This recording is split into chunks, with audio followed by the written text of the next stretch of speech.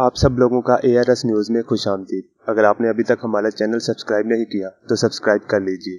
वफाकी वज़ीर दाखिला ब्रिगेडियर रिटायर्ड एजाज शाह का कहना है कि आसिफ जरदारी का मुकाम जेल है और वो वहीं पर रहेंगे। 2 रोज़ कबल आसिफ जरदारी को अडयाला जेल से पिम्स अस्पताल मुंतकिल किया गया था, जहां तिब्बी मुआयने के बाद इन्हें दोबारा जेल मुंतकिल कर दिया गया। पीपल्स पार्टी की जानिब से साबिक सदर आसिफ अली जरदारी की वापसी जेल मुंतकिली पर हुकूमत को शदीद तनकीद का निशाना बनाया जा रहा है। साबिक सदर आसिफ अली जरदारी की छोटी साहिबजादी आसिफा भुट्टो जरदारी का कहना था, मुझे डॉक्टरों ने बताया है कि हम पर बहुत दबाव है, इसलिए आसिफ जरदारी को दोबारा जेल भेज रहे हैं।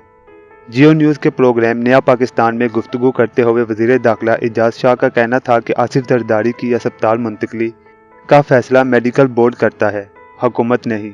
जरदारी साहब को मेडिकल बोर्ड की सिफारिश पर ही जेल मुंतकिल किया गया। एजाज शाह ने यह भी कहा, यह हो नहीं सकता कि हुकूमत मेडिकल बोर्ड के बरअक्स फैसला करे।